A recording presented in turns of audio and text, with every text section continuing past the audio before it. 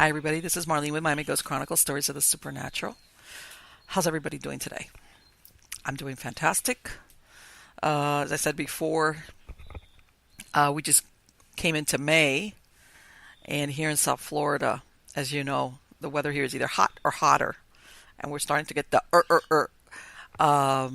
even though surprisingly, it's been kind of weird though because we've been usually by now we're into kind of the rainy season. We haven't gotten the rainy season, and it's really funny. It's like in the 80s, but then it goes down to the 60s at night. It's the weird. The weather's kind of a little bit weird, but anyway, I'm excited because of course what makes Marlene happy is the guests I have, and today I have two, not one, but two. You want to call them paranormal investigators / psychics. Their name is Dwight and Rhonda Hull. And let me give you a little bit of information about them. Now, they specialize in communicating with the dead through the use of intuition, dowsing, and EVPs. They also do research into history as far as unresolved deaths, etc., to find the truth. And you know, I've spoken about it a million times in my other shows that sometimes when you do the research, which sometimes can be time consuming depending on how far back, you discover a wealth of information that sometimes substantiates maybe the identity of a haunting, and sometimes it cancels it out, but what you find in its place is even more disturbing. And they've appeared on numerous radio shows, and Dwight appeared on the Tombstone episode of Ghost Adventures. And they have published several news articles, they lecture at events. They also do historical tours. And their first book is coming out in about a week or so, which is titled Speaking with the Spirits of the Old Southwest, which I was telling them I'm so happy that I'm being able to interview them now as their book is about to hit the shelves. So how are you guys doing today? We are well. We're We are doing doing good. very well. Fantastic. Well, anyway, guys, and you please chime in at whatever order you guys want to. I'm going to ask you what I ask all my guests. How did you become involved in the paranormal? Was it something that happened to you as children and then you just went into that field, or was it something afterwards as adults? Well, for me, I saw my first ghost when I was like 6. Excuse me. And he was just one of the many that appeared to me throughout my life. That's kind of when I knew that I could see and speak to spirits. And it just kept occurring, over and over. So, Okay. all my life. And this was, you said the first, this is like in other words, I take it, you kept on seeing, was it the same ghost, or did you, all of a sudden after that, you started seeing them at different places? Different ghosts. Different ghosts. Different ghosts, all different places, at my house, at family's house, at my schools, anywhere death happened, pretty much, I was seeing spirits. And receiving information psychically as well. Okay. And let me ask, because a 6-year-old, and that's the good thing about children, is their innocence as far as not questioning, like, why am I seeing something that I know I shouldn't be seeing? At what point did you realize, Rhonda, or was it right away that not everybody was able to see what you were seeing? It was right away. Okay. I could see this man. I was at my cousin's house, and my cousin and I were in my uncle's barn. Okay. And I could see this man. I had a full-on conversation with him, but my cousin did not know who I was talking to. Okay. So it just progressed from So in other words, yeah, that's really interesting because you actually had a conversation, because sometimes even children, they'll see an apparition or something, but all they do is just see something or somebody. But you actually were able to communicate, which is right. Wow. Yeah. You see dead people. And he was very grandfather. Yeah, I see dead people. Exactly. And how about you, Dwight? Well, psychically, since I was a very small child, I kind of honed in on animals more than I did human. Oh, really? I was able to communicate with my living cats when I was very, very small. I used to lay on the floor and talk to my cat, and he would talk back to me, and I would be able to tell my parents, who, by the way, never believed me, but they kind of thought I was a little out there, but I was telling them the truth. Even when I wasn't home, I was able to say, what was going on. And as far as, ghosts and such like that and investigating, I guess I was interested in it probably since about 8 or 9, reading all the books and all that. Right. And after I graduated high school, I finally had the opportunity, to do an investigation. And after that, I got my first EVP, and I was hooked. I was hooked for life. So I'm able to, both do it psychically and, standard, I guess you'd say, with just some equipment. Right. And your parents must have thought, oh, our little boy, he has such a great imagination. He talks to the cats.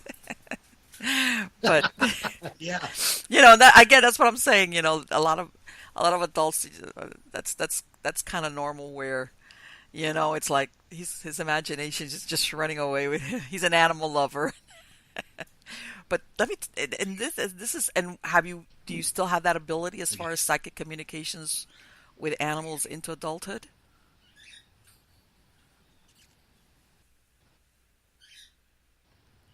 Oh, absolutely. Readings for people all the time. Okay. I contact pets that have crossed over, pets that were, missing and crossed over. I was able to tell people, how their pet may have passed away.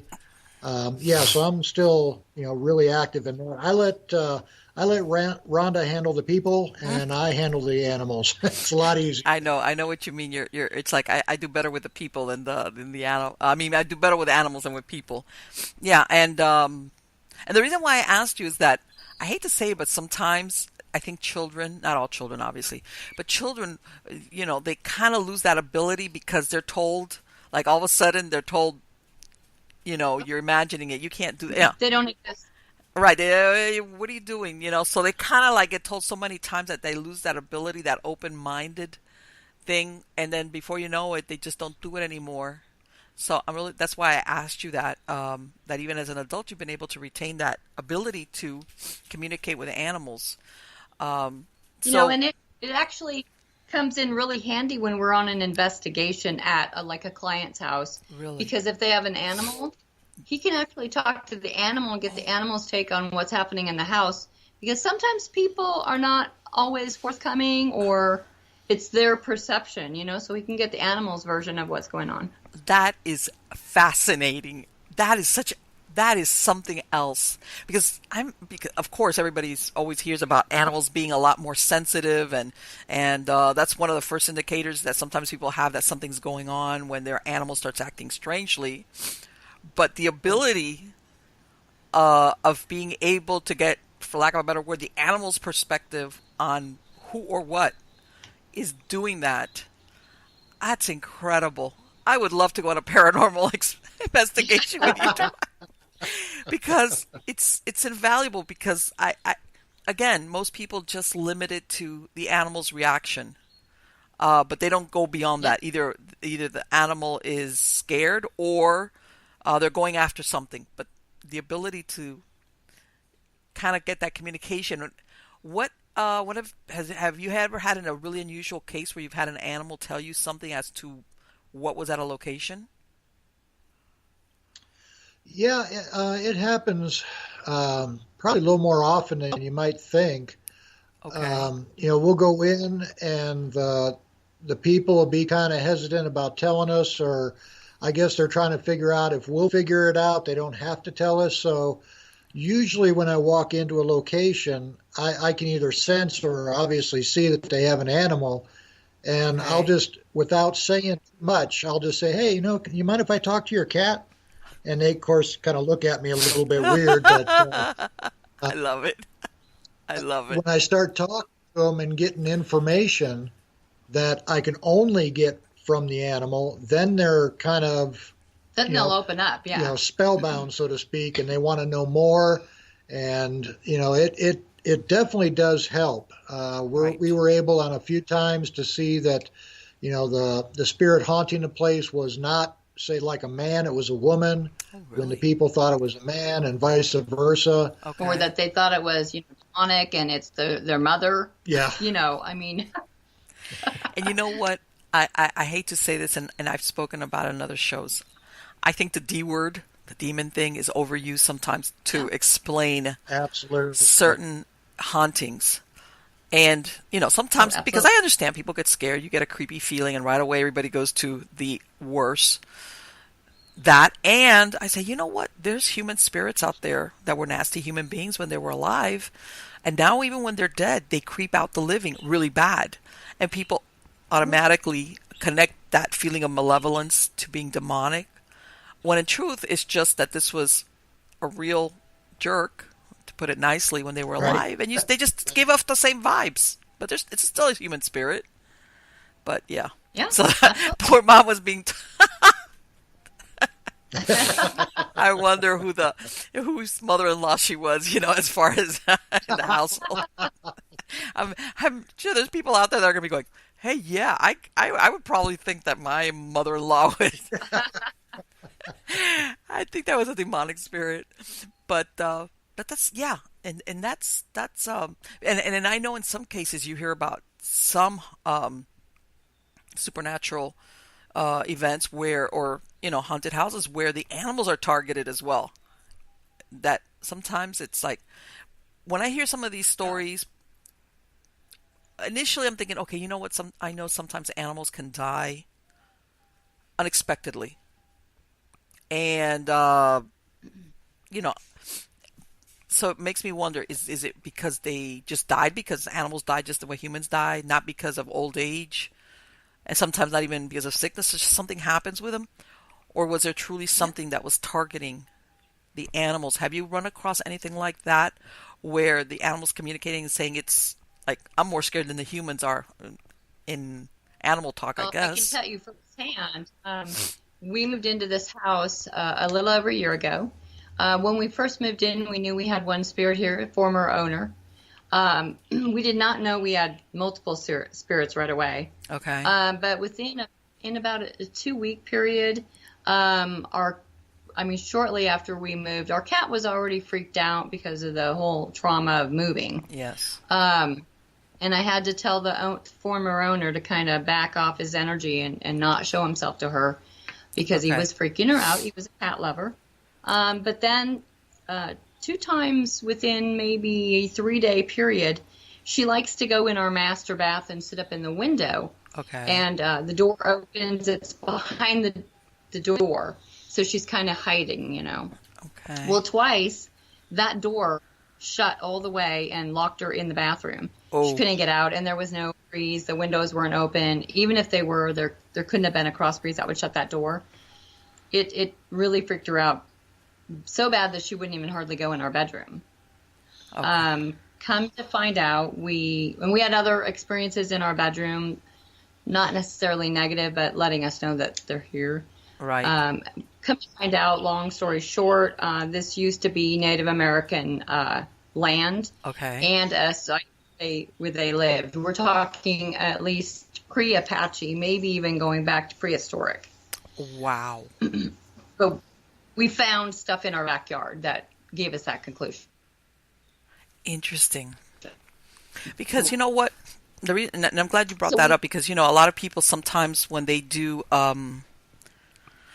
they start going back, especially if there's, like when you do the research, sometimes you find a history of hauntings at a location, and then when you go a little bit further, it's tied into the land, and then when you go a little bit further, it's Native American, and everybody always looks at as a Native American as the burial ground. And I'm thinking to myself, you know what? That spot necessarily didn't have to be a burial ground. It could have been a place where they had ceremonies, for example. And you could get a lot of unusual and weird oh, things happening at that look. Everybody thinks it's just because it's where they bury people. Not, they might have even chosen the place no, because of no. something I going mean, on there. yeah, we think this was a settlement area for Okay. the local Native Americans. There's a couple of rivers that are not too far, Okay. but we found, worked obsidian in our backyard, and obsidian is not native to this area. So, Oh, okay. yeah, probably a Native American man not very happy with us being on half the bedroom. It was only half the bedroom.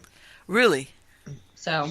Yeah, it almost makes you like he's living in the structure, whatever it was that pertained to half of the room, I guess. Right. Interesting. Yeah, only on Dwight's side. Lucky Dwight, huh? He must have been like, So,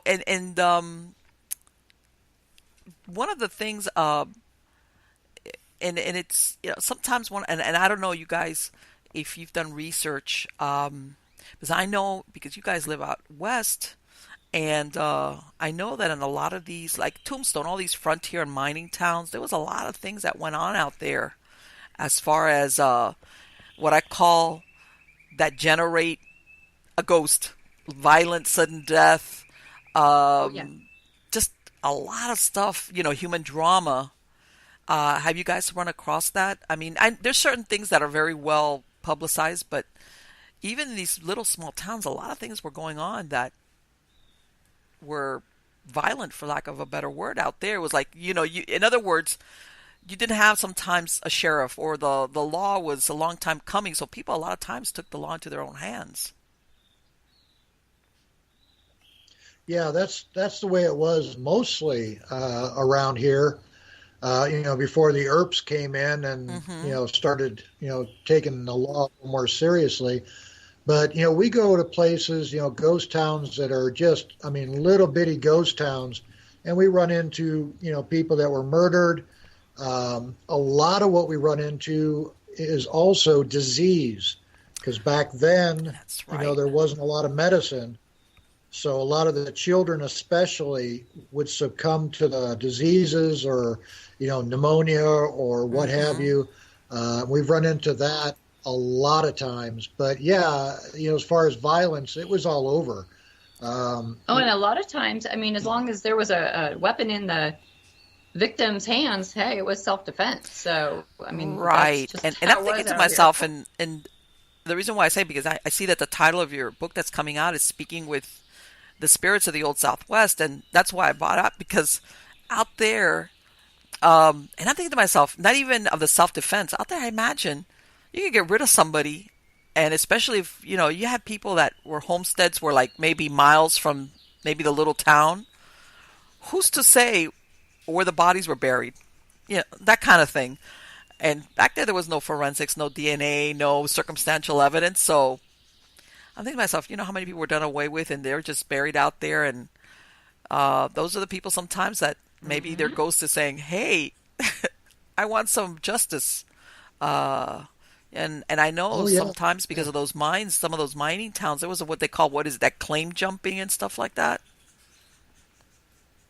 Oh, yeah. Yep. Claim jumping. And, there's a small building out here in the desert called Brunkow Cabin, which is, for Arizona history, it's called the bloodiest patch of earth in Arizona, because there's over 26 people that were killed either because of attempted claim jumping or robbery or, what have you. So, yeah, even, the small little one, cabin places, you still had to deal with that. You had to take the law in your own hands, and, whoever survived was right. Right, yeah, and it's like, yeah. And you always think of that, because I imagine, back east it was like, you had the more established cities and you had police departments, and it was more law and order, I guess. But out further west, right. And you had people out there sometimes that, and I imagine sometimes, when they had those gold strikes in some of these mines or whatever, even or gold or silver, whatever the whatever was found, people would go out there and, from what I understand, like sell everything they had just to get enough money to go out there and mine. And sometimes it could be kind of desperate. And sometimes some of the people that you had out there also were like, you had to deal with every type of person out there. You had some bad characters. Right. Yeah, you had some bad characters. And not out here, you had the Indians, the Native Americans. So they were not only, had to be careful of other shady people, but a lot of people got killed by Native Americans. Well, yeah, right, because So you're out, what are they? The Apache, what do you have? Apache, Comanche, or who's Apache, Apache, right? yeah, Apache, but they're fierce warriors. Oh, Yeah. yes. From what I understand, Apache could be like you didn't want to They get were. captured by Apache, something like that. They could You be did not. You did not. Thank yeah, God we're friends with them. right. No. No, and also I think that's you see that in a lot of some of the older westerns, whatever, that sometimes about the only kind of protection if you were out there settling was those forts that they would have out there. But even then, that was no instant Yeah. security if you were living in a few miles out. Which is, I imagine, also a lot of people also went out there not Oh only yeah. for mining and frontiers, but they could get a hold of land for ranching or just to have a homestead. I imagine, right?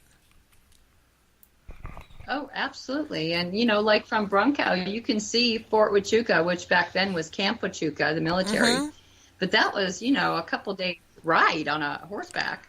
Right. Yes, and So, I know the terrain out there. I'm trying to think because I once drove through there going out. There's a lot of vast empty, kind of like desert, kind of like dry. That's what the feeling I got when I was out there. So I imagine that also presented some challenges. So let me ask you, when you went out there, did you go out to certain places, like when you were writing the book of, places that were already known to be haunted, or did you stumble across some that you didn't, or once you were there or you started doing the research, it was like something else came out of it? Well, most of the places we went to for the history at first, Mm-hmm. because they were, small little ghost towns and such. Right. And wherever you have towns, you have people, and wherever you have people, you have death.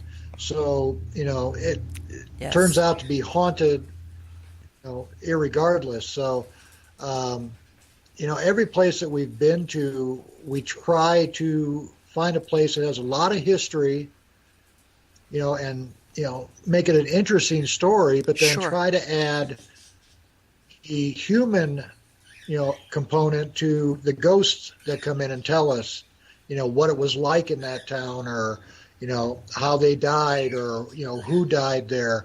We try to tell history through the voices of those who lived it. Okay. So any place we go, generally the farther out you go, the more willing they are to talk, Okay. because you don't get visitors very often. Right, right. I imagine. And And I we guess kind that's of what I get was the getting to. Have you ever heard? Because I think sometimes some ghosts or spirits, exactly what you said, they want acknowledgement. Maybe they died with, like, either I want to know what happened, or this is what happened, or, then there's nobody yeah, there. Like you said, it's a ghost town. a lot Everybody's of moved away. All the living are gone. a lot. Have you run Sometimes across we'll go any out of and them we'll that have an didn't realize they were dead? I know this sounds like everybody thinks that ghosts, but did you run across any that really didn't understand that time had passed by and that they were ghosts? Well, we've had some that, really don't have a strong grasp on, time. Okay, right. They're just there.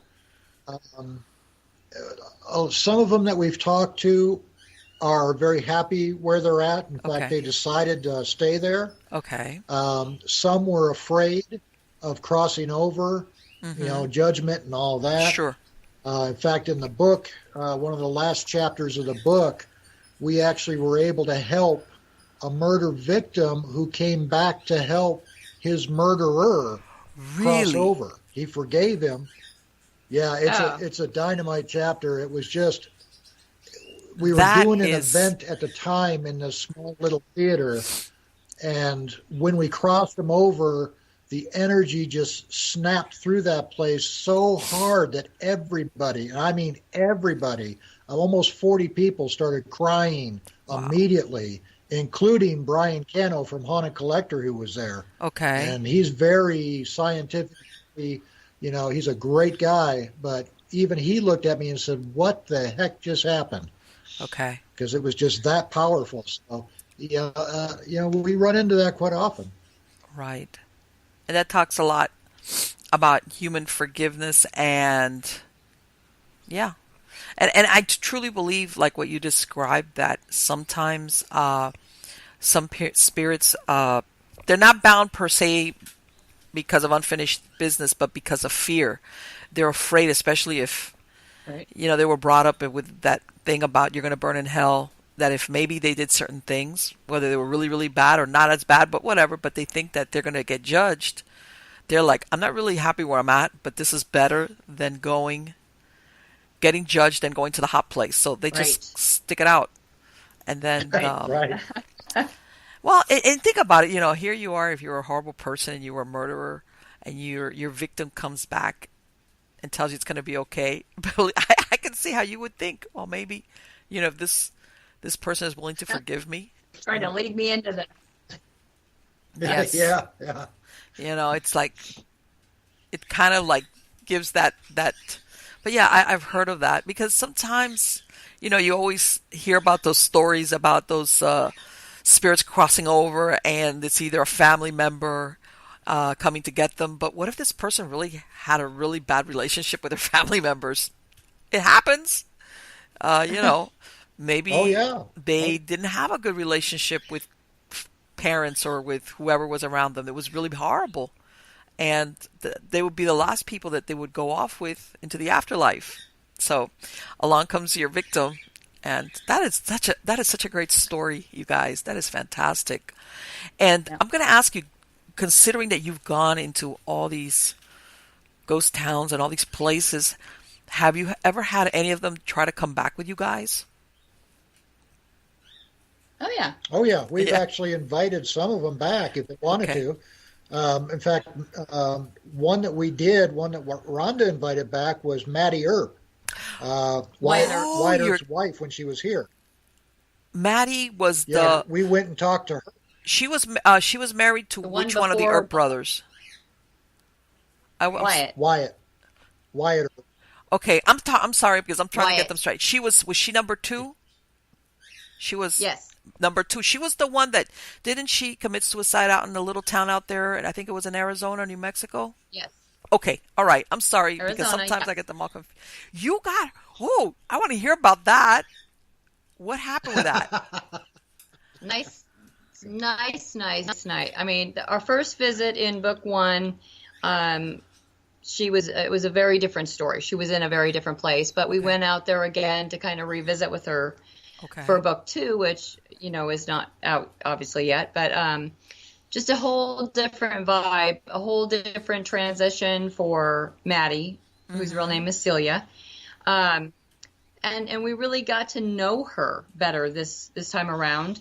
It was a really good visit. She was what we think she had her own gifts when she was alive. I mean, we had a really in-depth conversation with her. Okay. Very gifted when she was living. She now kind of goes back and forth, but protects the other spirits that are in that town. Sort of, she's a kind of a guide. But just a neat gal. I wish I could have known her when she was living, but I invited her back to our house to have kind of a good visit down here because her life in Tombstone was not good. No, I kind of I think she got the short. No, no, it wasn't good. Yeah, she did. Yeah, she did. Yeah.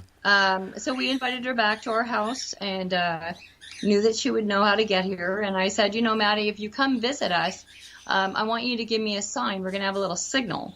So you can do something with my electronics, but please do it twice so that I know that it's you. And that night when we got home, I was sitting out in our screen porch area, and my cell phone was, it was on, but the screen was black. Okay. And all of a sudden, my cell phone came on.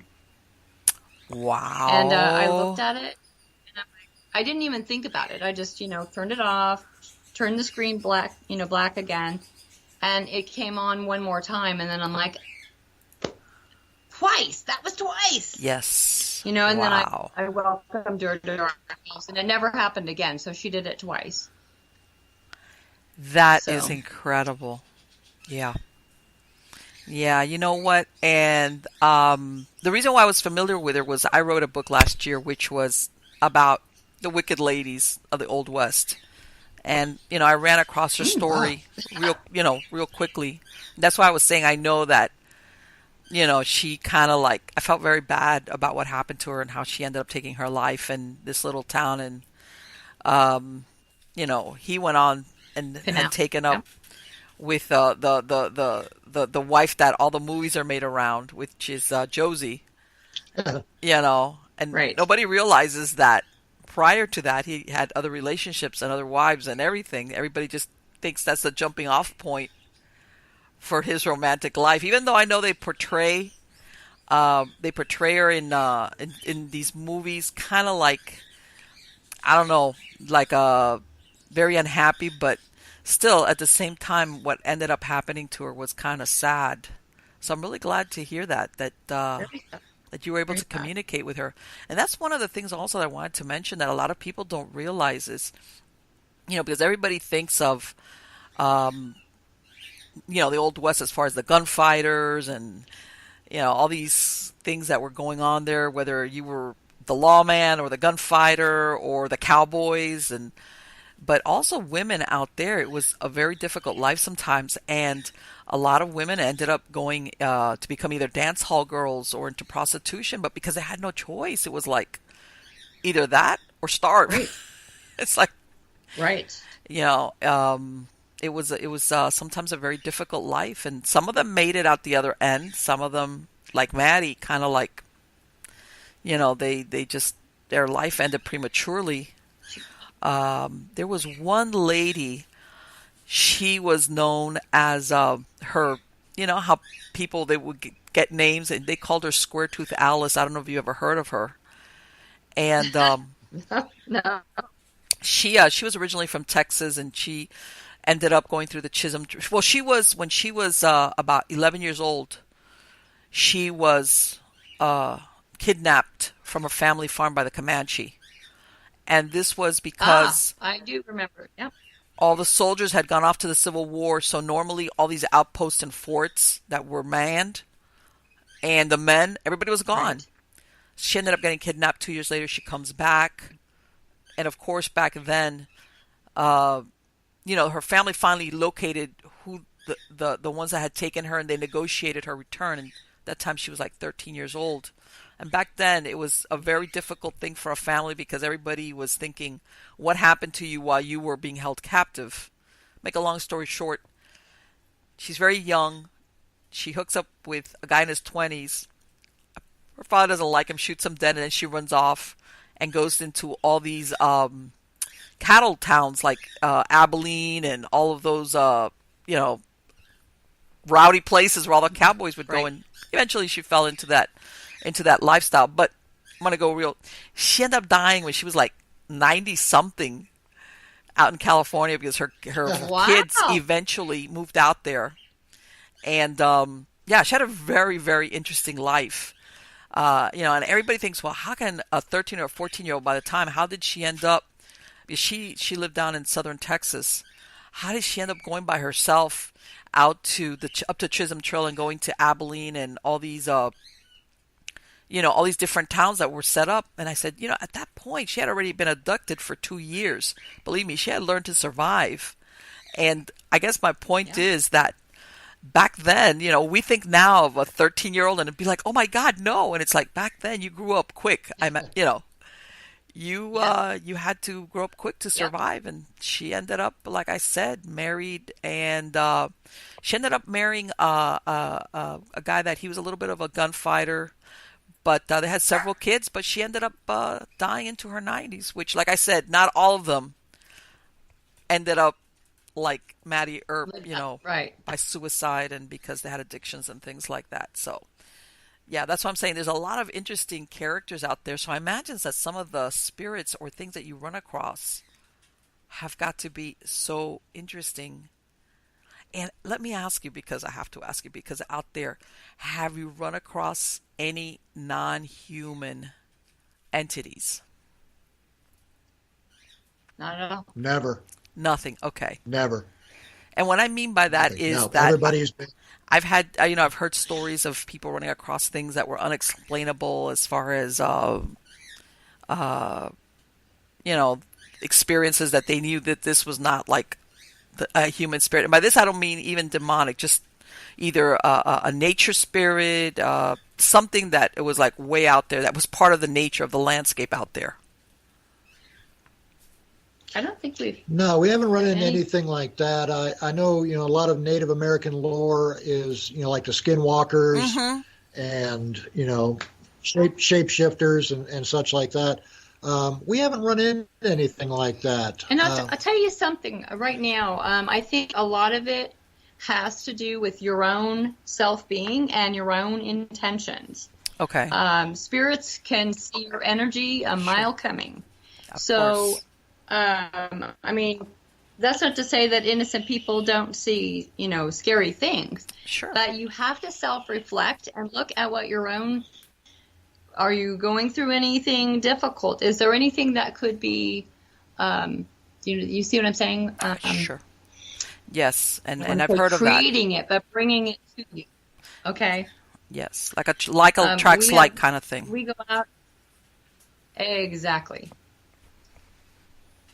And have you guys done any investigations into any of the mining towns? Because I know sometimes that some of these places they had pretty horrific accidents as far as the mining operations. Have you guys done any investigations into locations like that?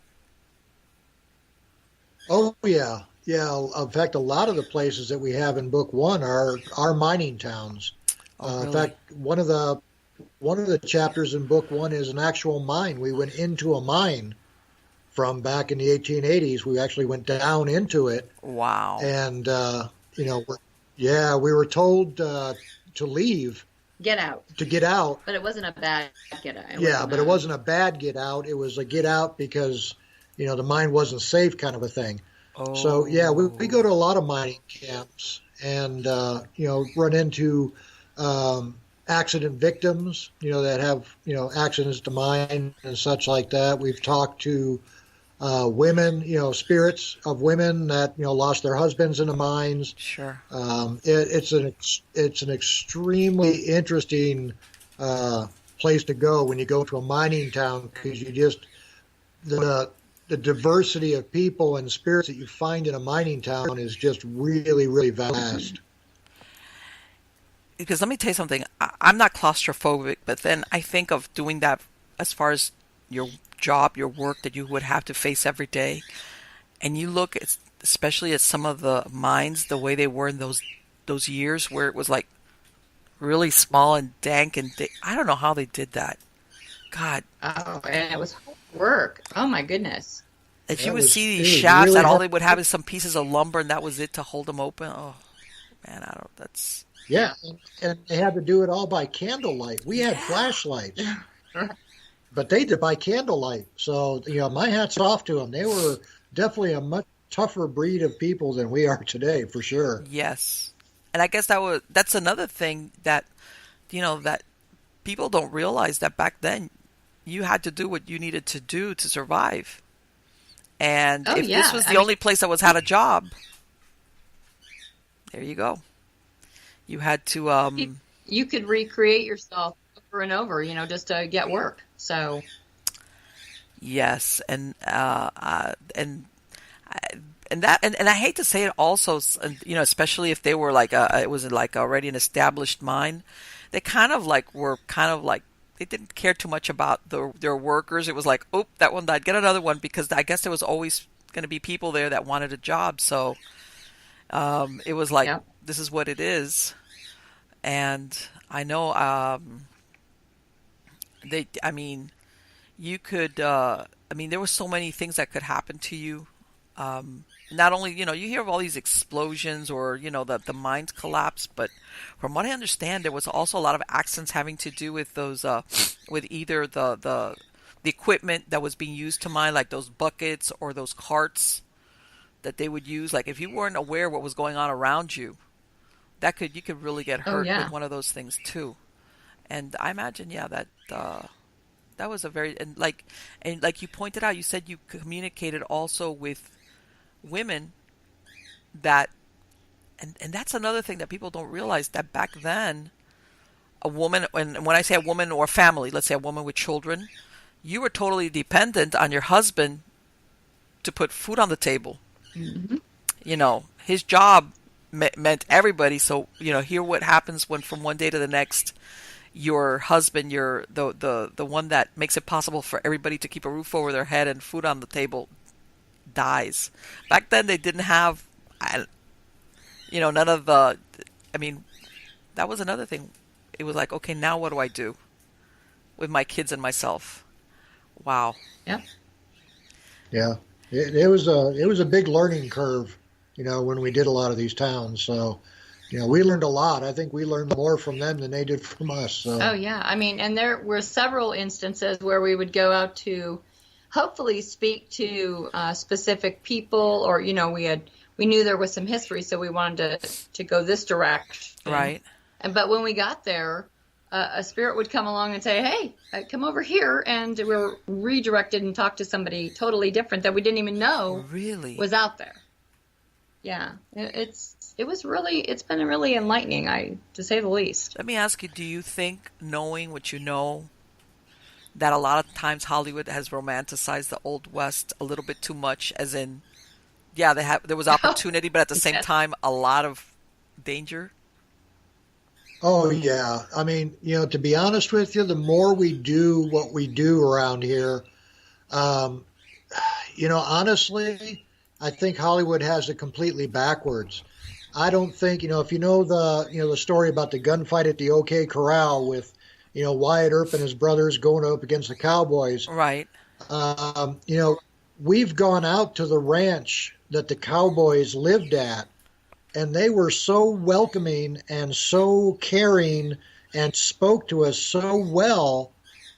And, talking to them about, what happened back then. And, this is over many, many visits, of course. But, I think Hollywood has it completely wrong. I mean, back then, the lawmen kind of walked a very thin line between law and outlaw. Yeah. It was kind of whatever made them the money.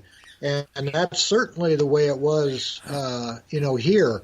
The Clantons and McLowrys, the ones that were involved in the gunfight at the OK Corral, the more we got to know them, the more we sympathized with them, more so than we did, the Earps and Doc Holliday. Right. So, yeah, it's kind of a neat dynamic when you start talking to both parties and you kind of see, what the dynamic was back then.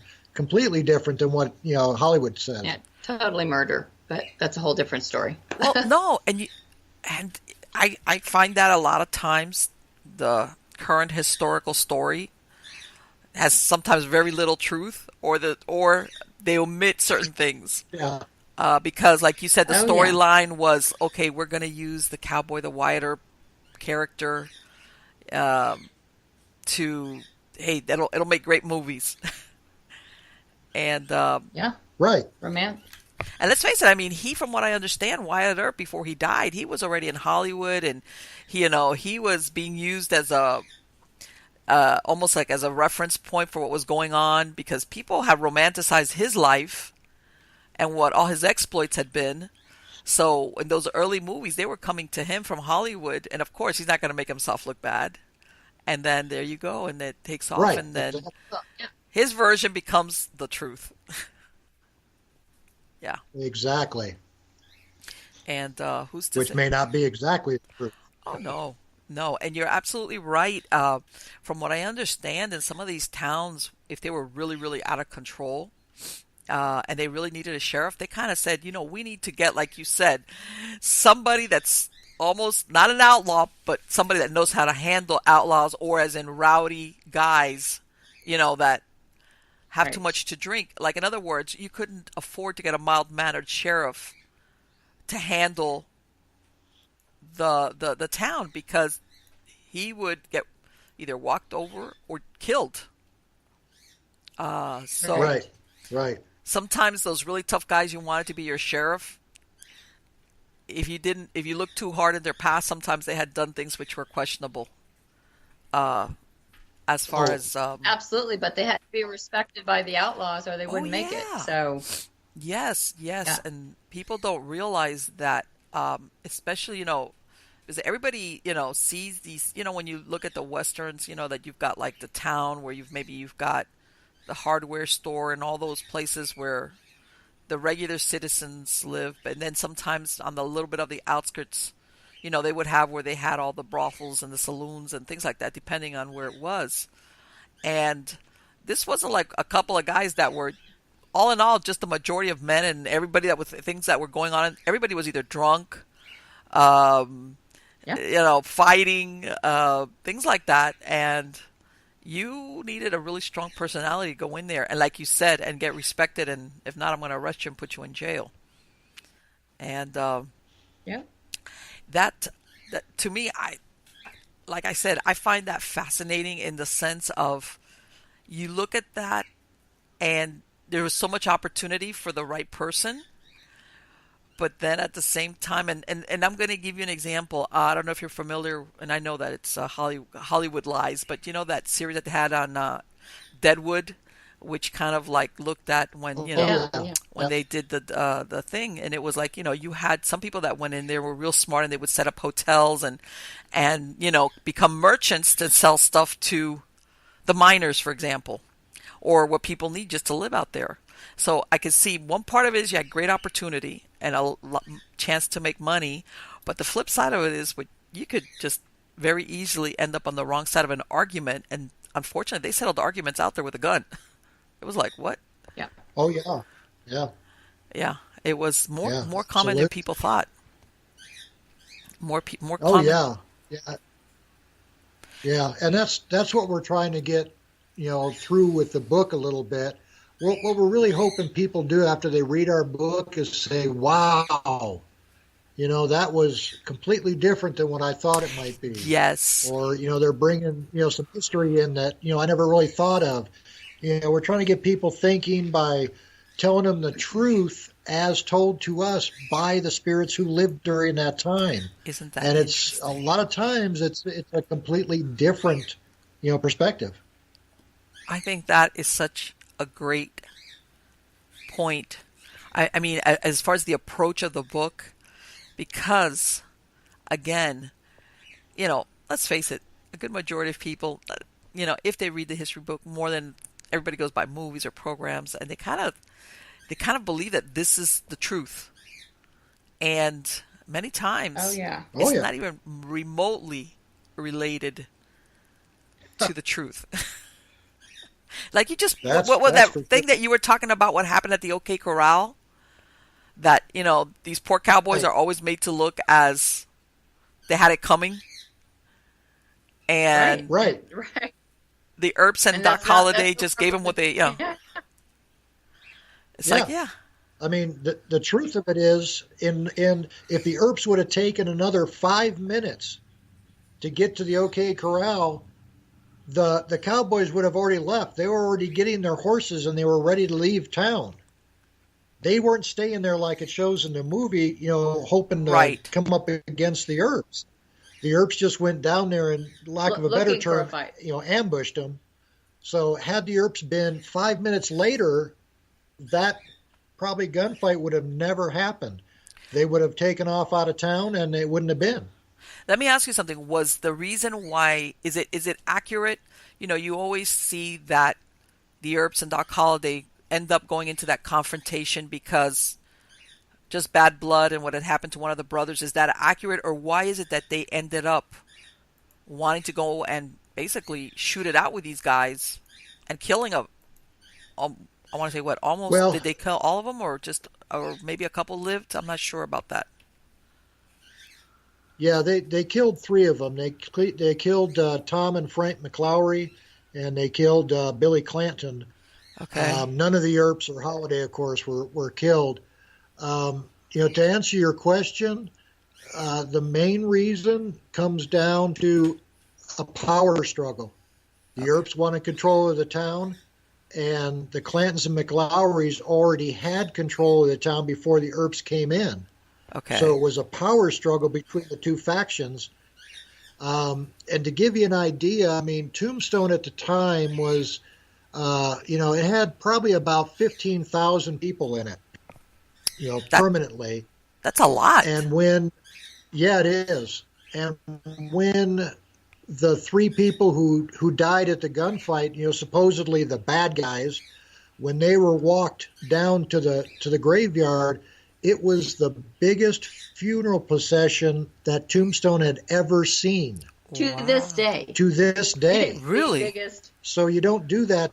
Yeah, so you don't do that to people you don't like. Absolutely They not. were So very well liked by the yeah, townspeople. they by were very everybody well around. liked. So it was kind of a bad situation for the Earps. That was kind of the beginning of the end, really, for the Earps. Right, because I was going to say after that they all disperse and go their own ways to do their own thing. Um, Right. Right. and it They makes weren't very sense. well liked in Tombstone.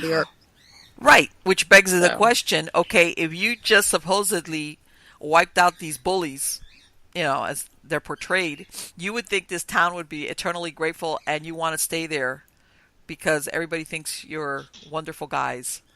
But the fact that everybody went off and did Right. their own thing, yeah, that speaks volumes right there about it's like we're not wanted here anymore. We got to get out of here. yeah.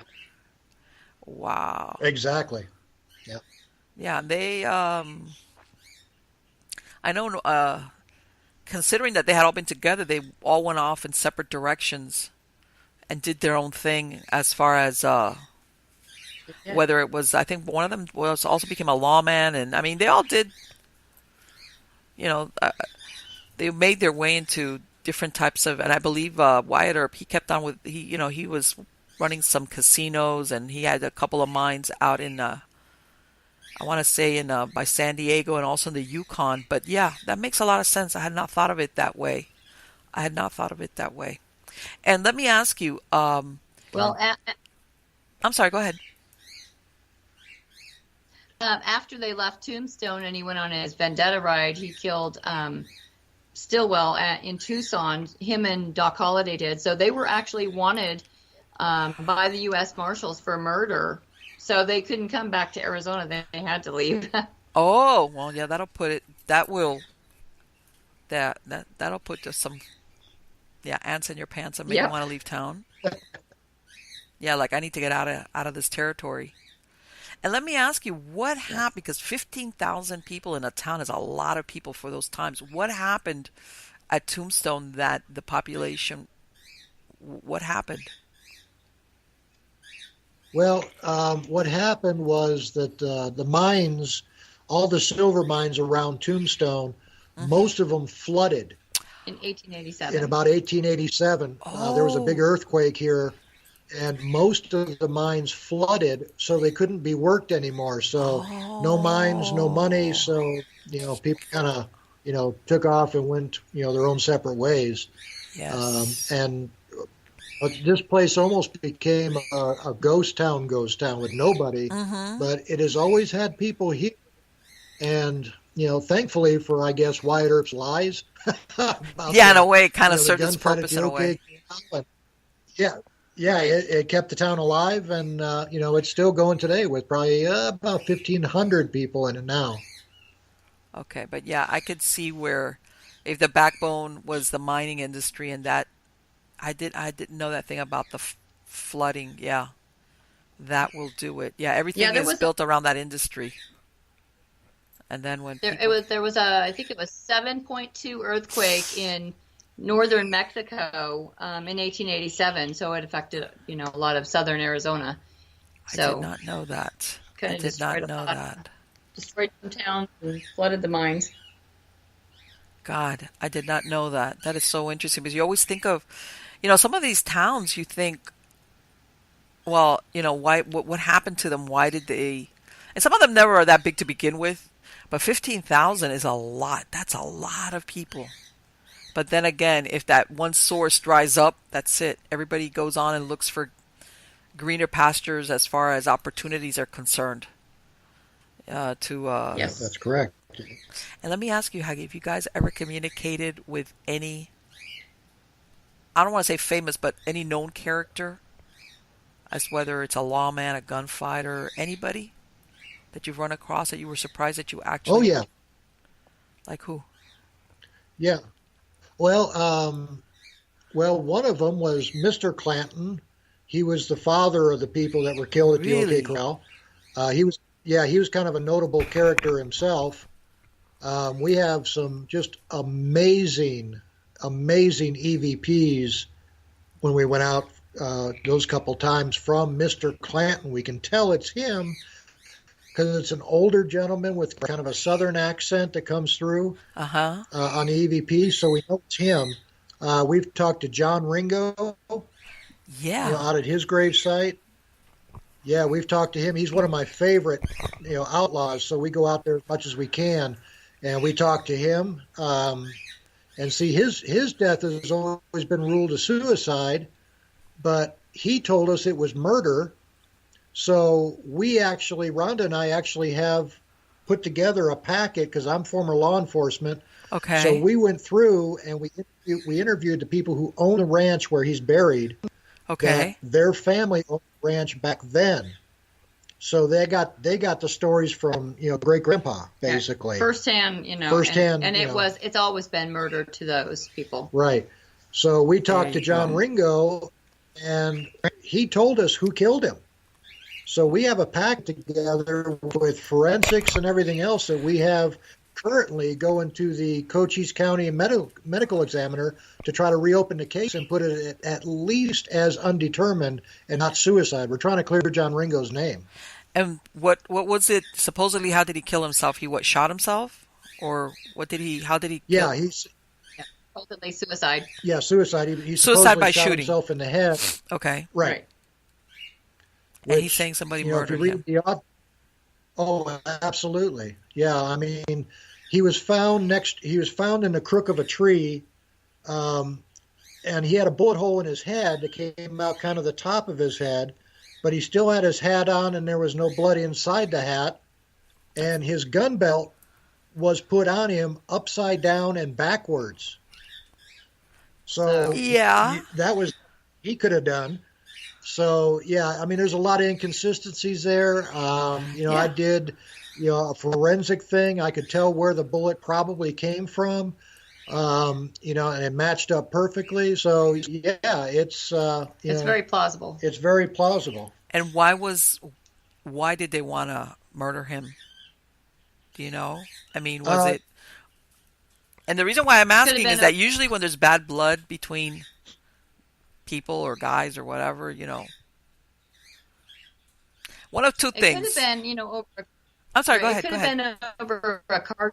It could have been over a card game, but the guy that he said that killed him also worked for Wyatt Earp. Okay, Oh, it's part in the Oriental. So he kind of was playing both sides and probably was a hired hitman. wow. Okay. And I was, the reason why I was asking is I'm thinking to myself, okay, usually what, God, that's pretty obvious that his hat was put on after the fact and that thing with the gun belt, that's like, okay, here's all these very evident clues. This is not a suicide. I'm thinking to myself, why would they overlook this? One of two things. Somebody there was, I hate to say it, whoever was looking, because they would send this, I imagine, to the inquest, the coroner and stuff, and they determine, like you said, is it a suicide, is it a murder, whatever. Somebody must have had some pull there to get it to be. well, yeah. Well, what happened was, Ringo was found dead in the tree the next morning by the people who, was at the ranch. So they called Tombstone, or sent a letter to Tombstone, what have you, to have medical examiner come out. Okay. So, it takes almost a day to get out there. It's Okay. the middle, it's the beginning of July, middle of July when he was killed. So it's hot. So the body already started kind of decomposing a little bit. Ah, okay. They Okay. didn't back the wagon all the way back to Tombstone for a day. So they literally looked at it and said, okay, finally John Ringo's dead, because he was, considered a bad guy, one of the, cowboy outlaws. Yeah. So they were like, well, good riddance to bad rubbish. So they literally dug a hole, about 10 feet from him, pulled his body into it, buried him, done. That was the extent of it. They didn't even bother to bury him in consecrated ground like in a cemetery?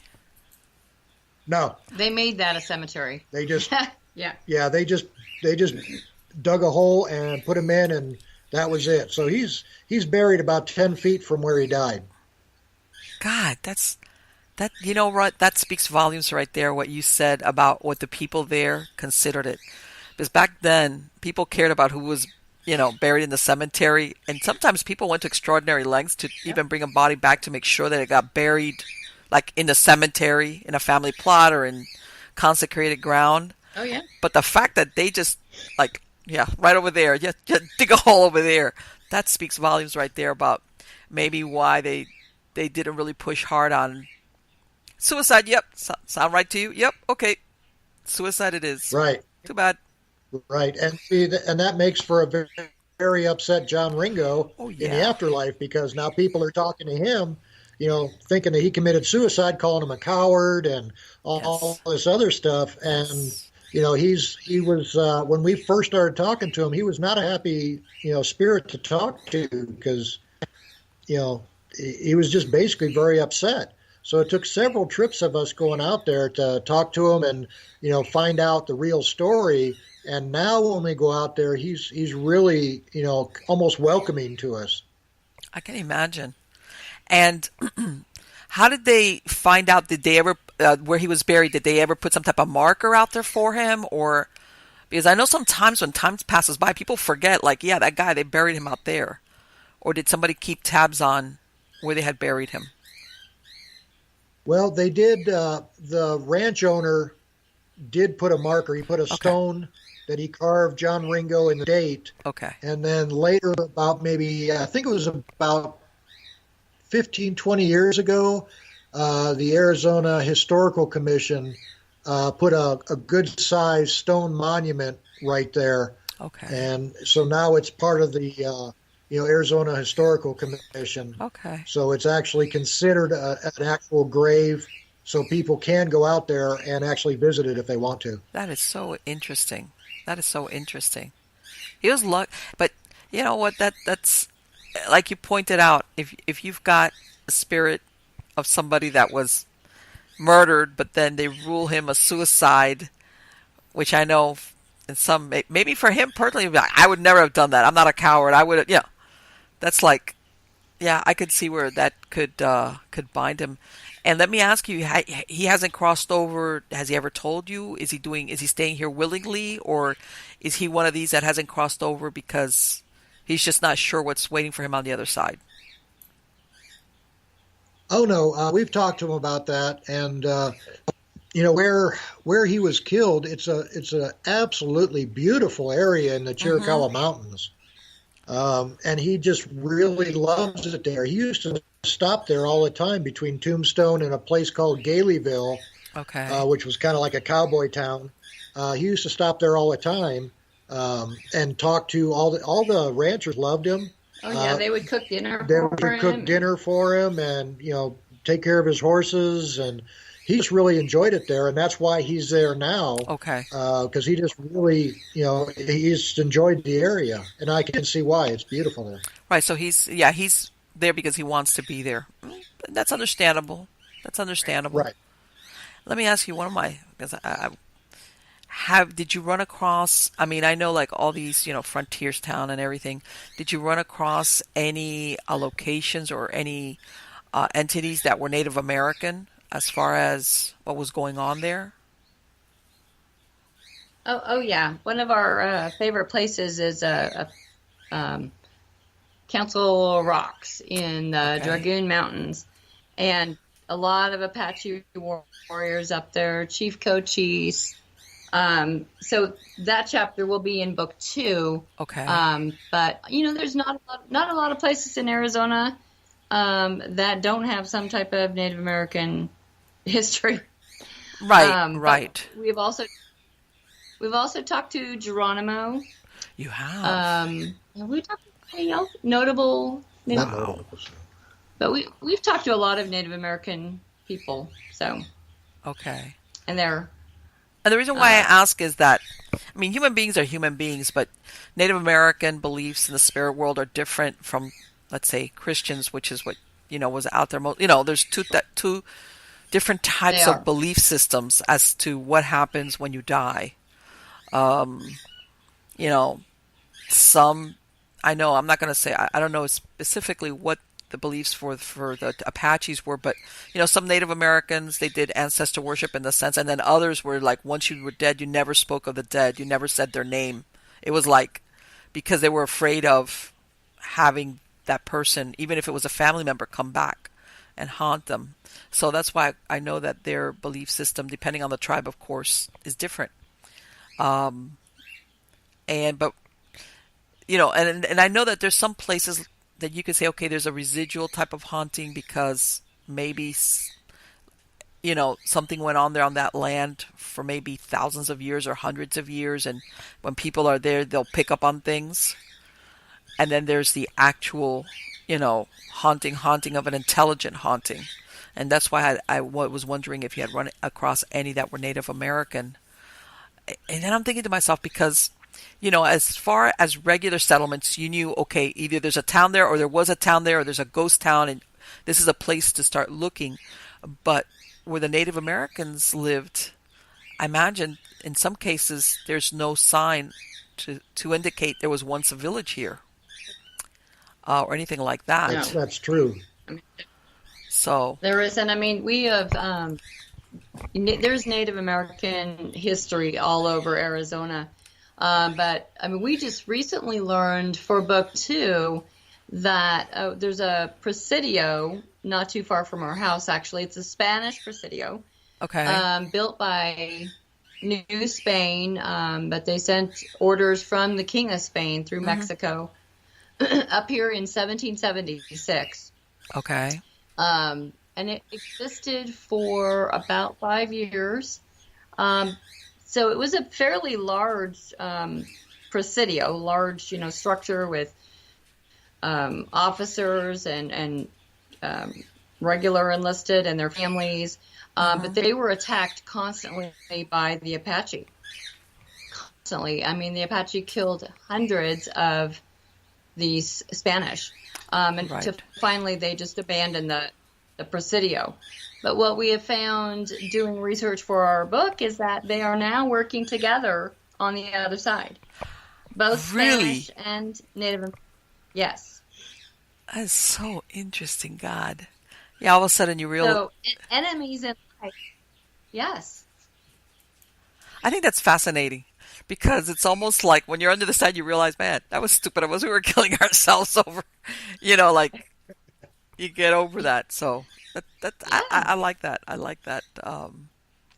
It's not always like enemies in life and enemies in the afterlife. No, in the afterlife, you realize that the differences were only superficial, in a way, and that's correct.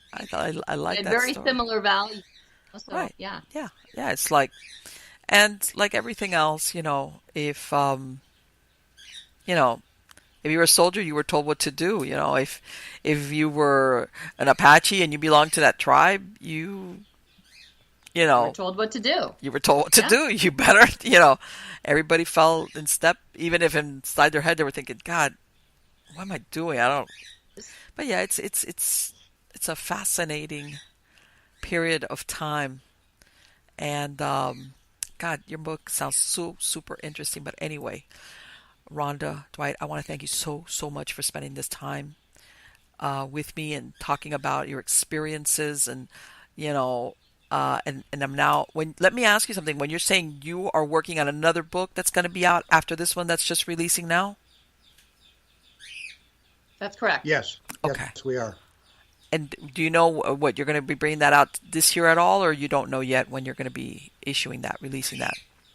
Yeah. We're not sure yet. Okay. Like I say, our first book's just set to release, next week. So whenever, that one kind of runs its course, our publisher, will probably take this one and, then we'll be able to announce a release date on the second one. Okay.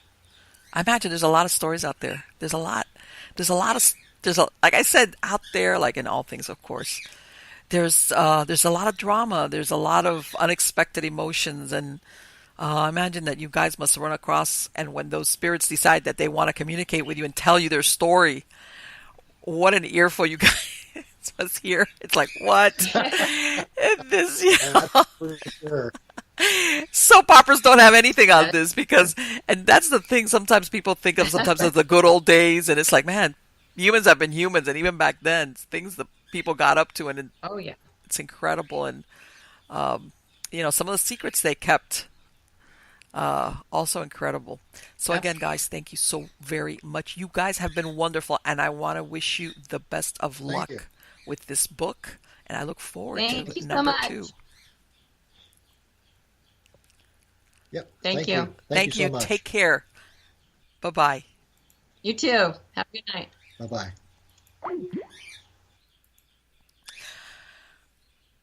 God. See what they were saying about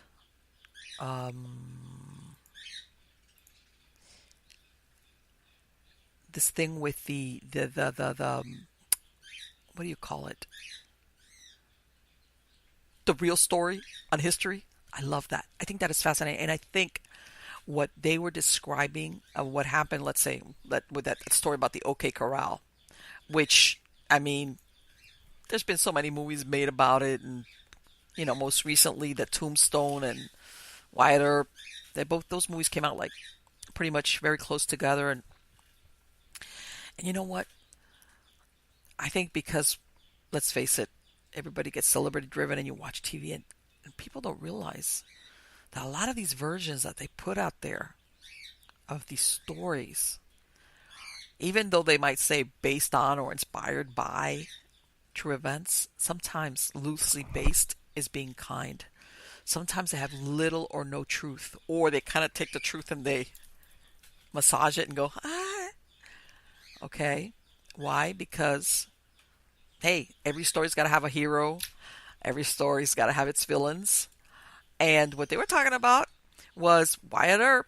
And this is the thing. To me personally, I like stories where everybody's not so one-dimensional. And yes, you are going to have certain people that are pure evil, and they're just bad all the way through from beginning to end. But the majority of folks, yes, some are worse than others, but we're a mix.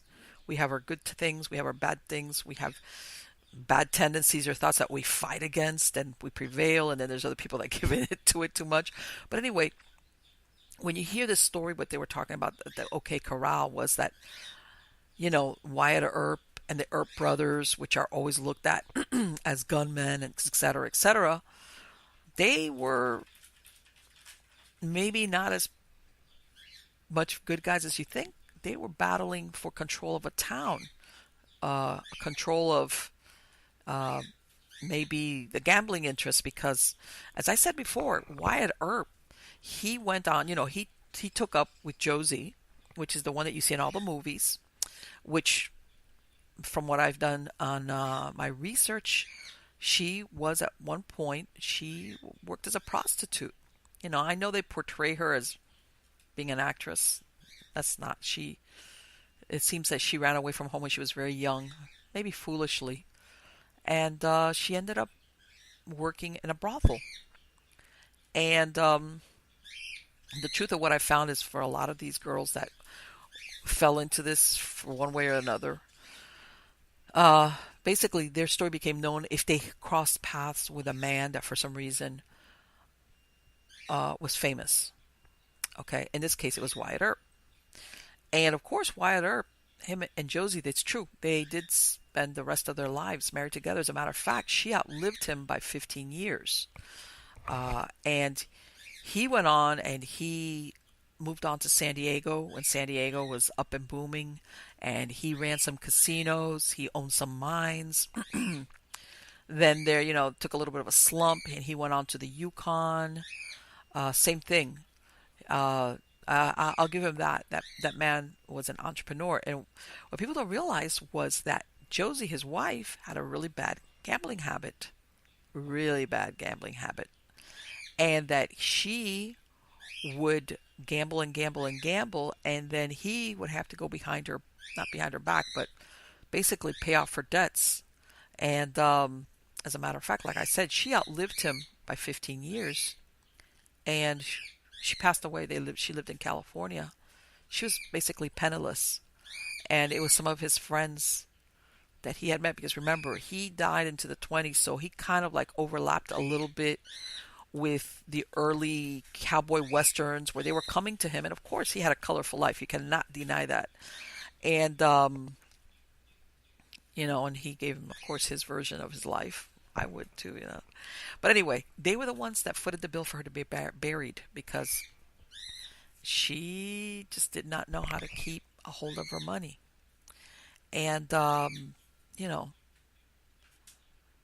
and again, it's interesting as the way history is written is not exactly the truth. It's not like now that we've got phones and cameras and everybody can document what really happened.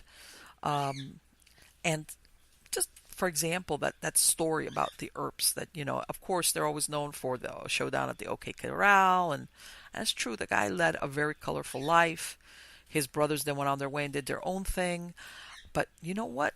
People don't realize, prior to him taking up with Josie, he had not one but two wives, both who had worked in a brothel. Okay, and Maddie was number two, the one that Rhonda talked about. That she had an addiction problem. She ended up committing suicide, and she's buried in a little town in Arizona, because what happened with good old nice guy Wyatt was he dumped her. He dumped her and he took off with Josie and lived the rest of his life, and they got married and blah blah blah blah, and the rest is history.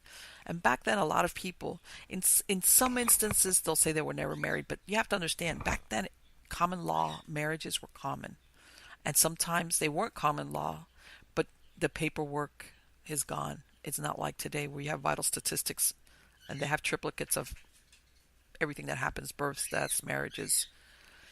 And yeah, there was a lot of people that made their lives out in this frontiers town, basically going from boom town to boom town, or whether it was mining or something's going on there. In the case of where you had cattle, being shipped out, towns sprung around where these railroad depots would come in to upload cattle and take them back to the east, because before they would have to drive them, which is where you get the Chisholm Trail. You had a lot of towns that went up around those things. And despite the romanticism that Hollywood gives them, these were very, very hard, difficult times. And what he described about is the miners, people, if you were a man and you had a family and you died from one day, you went into a mine, an explosion occurred, and you were dead, guess what? If you had a family that depended on you, that's it. They didn't have. And you had a woman maybe with children. What was she going to do? Believe it or not, some of these ladies ended up in brothels because they had no choice. Sometimes they would even, what they were making, they would feed their kids and even their own parents, because they had no choice. What else were you going to do? And maybe you didn't have any place to move back east to. This was it. And your husband just got killed. There was no type of government assistance as far as, oh man, we're going to give you money. That was it. You're too bad. Sorry. Well, maybe the mining company, and that's it. And sometimes if it was bad enough, there was not even a funeral per se, because your husband is buried under 3 tons of rock. Okay. So, yeah, these were rough and tumble times. A lot of opportunity, but unless you had a lot of money or you were very lucky, as in some of these guys that, ran across some type of, either gold or silver, or, they were able to stake a claim, and you could very easily lose your life. And the point being that is the perfect recipe for intelligent hauntings. And I've said this before. You're going to get people that die suddenly and they make their way and they're fine. But then there's others that die unexpectedly. And I'll give you an example. You got a miner, dies suddenly. He's left behind a wife and children. He knows, maybe in those few seconds that when he knows he's going to die, if he, whatever, milliseconds, that his wife and his children depend on him to live. If you don't think that that worry about what is going to happen to my family could bind a soul, yes, it can. Okay, and sometimes if they get stuck in that cycle of what happened to them, or why did this happen, or it could be anything, they kind of get like on a hamster wheel of questions and worries and what happened, and they like Rhonda said, they don't recognize the passage of time. Like I said, a lot of things along those lines. Or what he said, that they've come across spirits of the wives. The women that were left behind to, from one day to the next, figure out how they are going to live, how they're going to protect their children. Really, really interesting. I personally, like I said, I love research, and one of the reasons I love research, and it sounds like this is what they're doing with their book, is that they're finding out what's the real story, the true story. Plus, they've got this great source. They've got the entities that are there telling them, and like I said, you've got all these characters that are well recognized, like the Earps and all of these, but you've got a cast of characters out there that went out there, lived, died, under whatever circumstances. Their names are unknown to history. These were like regular people. But let's face it, this was their story. And when they find somebody that they can communicate, like Dwight and like Rhonda, and this is like maybe the first time that they're able to say, my name is so-and-so, and I came from out east, and maybe I was in the Civil War, but I was just a soldier, and then I came out here, and I brought my wife and my kids, and I was working in the mines, and we were doing okay. But then one day, there was a big explosion, and I was buried under all these rocks, and I wasn't able to get out, and blah, blah, blah, blah, blah, blah. I'm just making this as I go along. But I don't think it's that far-fetched either. This is the first time they have for somebody, and nobody knows who this guy was. He's not notorious or infamous or famous or nothing like that, but their stories are just as riveting. And in some cases, they give you an accurate interpretation of what really happened at that point in time. But anyway, guys, I hope you like the show. Please subscribe to the channel so you can get notified. If you're listening to me on podcast, same thing. You can either get a link to the video on YouTube. I'm also on Steemit, or on the different podcast platforms, whether it's Stitcher, iHeartRadio, iTunes, Spreaker, SoundCloud. Just go to MiamiGhostChronicles.com. You find links there, either directly to those sites, or you can download the MP3 file for the podcast version, or you can, I also have the link right there to the YouTube show, which I have a lot of fantastic guests coming on. Catch me live stream on Facebook and on Twitter. My true believers, do not forget about me. I've gotten some really interesting stories. Go to the Submit Your Story tab on MiamiGhostChronicles.com. I want to hear your stories. Like I said, you want to send it to me, you want to email it to me, you want to contact me, and I can just do this. I'm considering at some point in time even putting in a phone line so I can talk to you guys directly, because I know some people are a little bit shy and they're not into writing, especially if it's kind of a long story. So I've got that in the works. Like I said, also you can find me on Steemit. I'm going off to other platforms just so that you guys find me.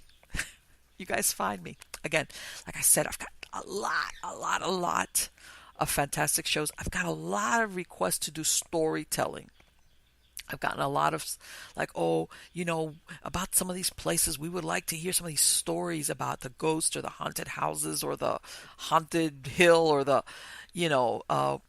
so I might do a few shows around some of the haunted stories, some known and some not well known about certain locations, because a lot of people like to hear those. So again, guys, thank you so very much for coming in, listening, watching, whatever the case might be. And again, guys, I think you are all wonderful. And please, you will find a link to Rhonda and Dwight's website down below in the credits. Don't forget to check out their website and their brand new book. Take care.